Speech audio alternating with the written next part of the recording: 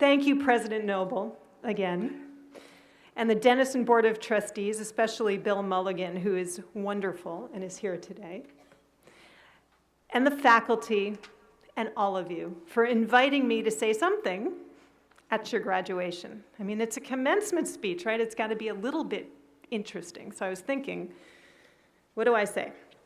Well, first things first. Congratulations to the class of 2010. You did it.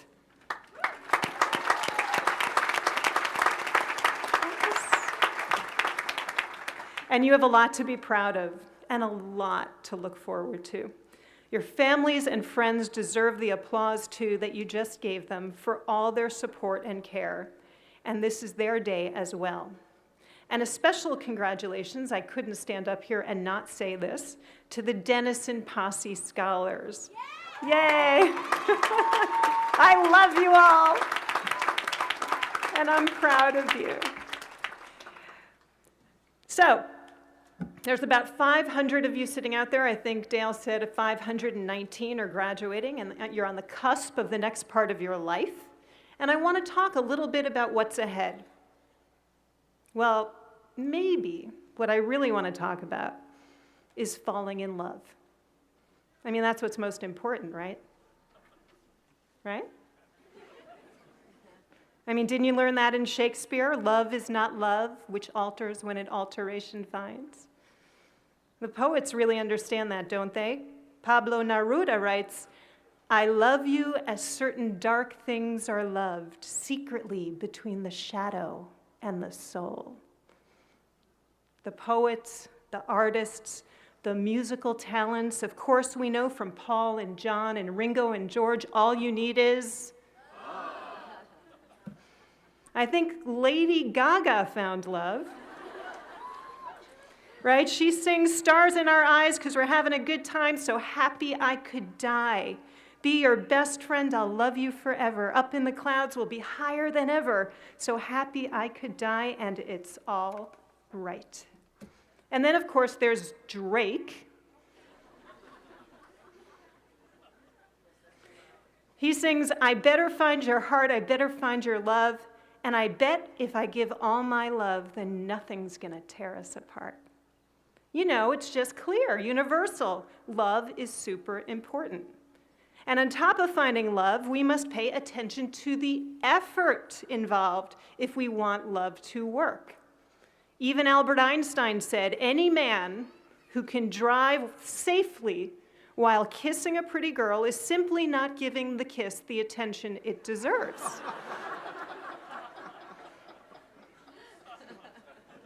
I know you wonder where I'm going with this, but I'm just trying to make a point. And here it is. The truth is, no one would dispute that finding true love is a fine goal, a beautiful goal. And many of us, whether we admit it or not, have this at the front or the back of our minds all the time. So my question to you is this.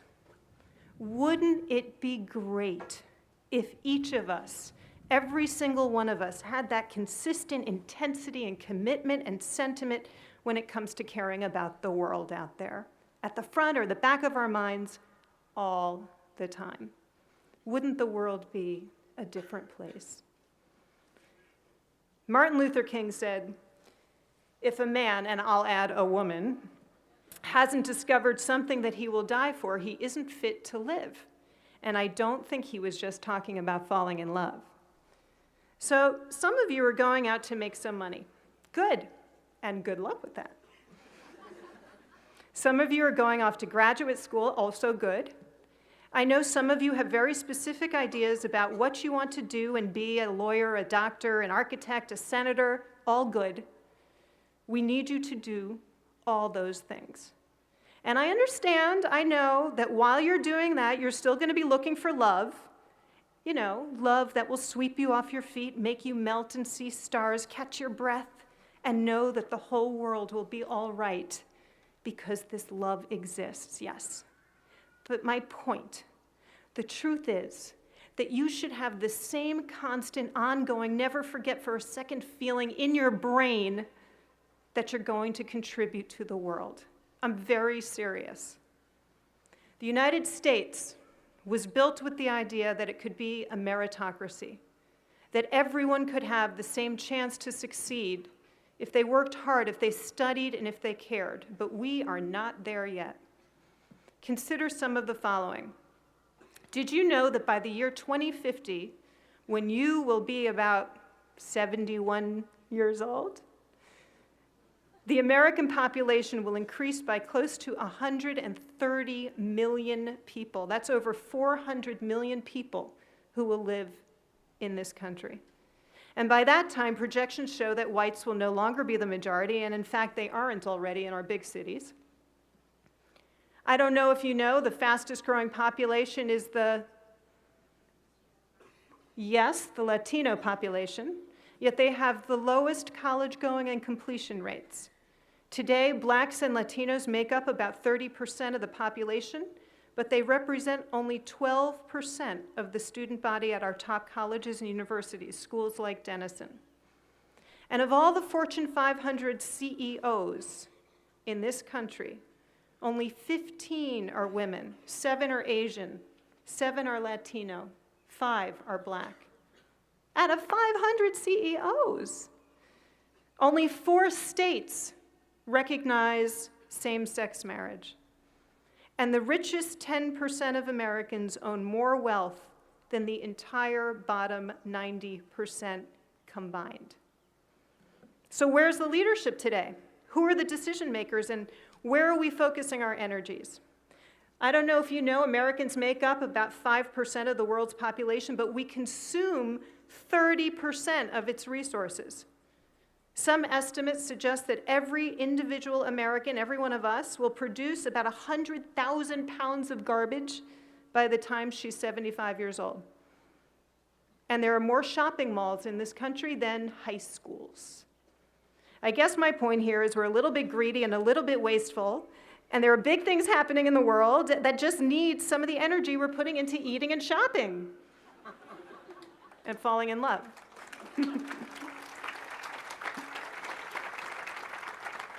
Look, it's not hard to see this world needs help, especially when you think about the effect that diversity has on all of us, whether it's race, religion, class, gender, sexuality, or socioeconomic status. Our collective experience is being affected every day by racism, bias, misogyny, and phobia. In truth, I believe, I really do, that each of you cares. And I can tell from the incredible campus clubs and projects and writing and activities, from Teresa's speech, that you're inclined to do something, to act. And now you're going out there. And I hope you carry those passions into the world, outside the Denison bubble. And my hope for you is that you really care, that you care about the wars that are still going on and the lives that are still being lost.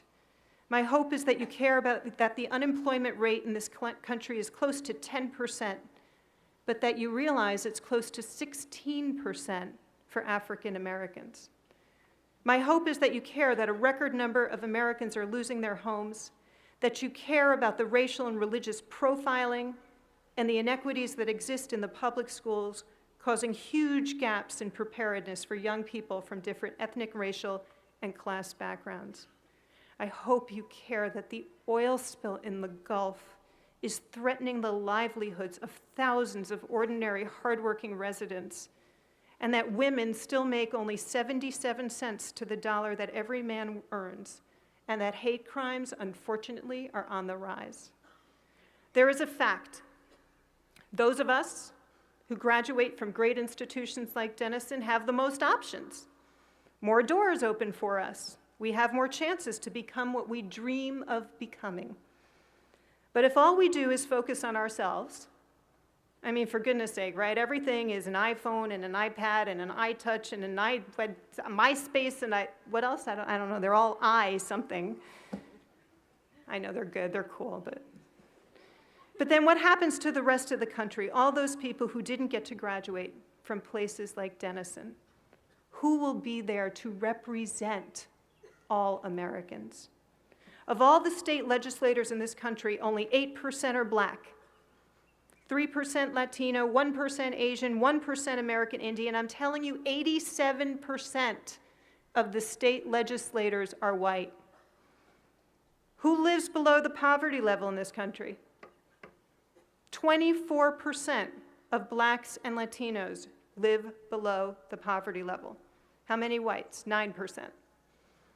Something's wrong with this, right? 75% of Americans who come from wealthier backgrounds will get a bachelor's degree by the time they're 24 years old. But compare that to only 9% of Americans who come from a low socioeconomic background. We are still perpetuating a class system based on race. And we'd be wrong to imagine that the issues that we need to address are defined solely by race and class. Gender, sexuality, religion, nationality are all important in understanding the American community. Are we okay here? In my view, we are not okay. 40% of Americans believe that gay couples should not be allowed to adopt a child. This world needs help. I've never forgotten a picture that was printed on the front page of the New York Times of two parents holding the body of their child killed in an earthquake in China. Some people called the New York Times to complain. The photo was too upsetting, they felt. It shouldn't be on the cover of the newspaper. What do you think? Our hearts should be open, not just to falling in love, but to the world. We need to look, we need to care, and we need to contribute. Let's not allow the media and corporate branding experts define us. Why do we spend all our time texting, looking down, and never seeing what's going on around us? When I started Posse, I thought this could be a way to create a new network of leaders on this great planet, one that would represent the diversity of this country and therefore reflect the concerns, the cares, and the dreams of all Americans. It would be this network that would sit down at the tables where decisions get made and better represent the collective. I see that vision coming true for our incredible Posse scholars, but when I stand up in front of you, I also see it coming true with each of you in the equation. This is a historic time. We can't deny that we've made progress in terms of civil rights and women's rights. We have the first African American president of the United States, and that deserves a moment.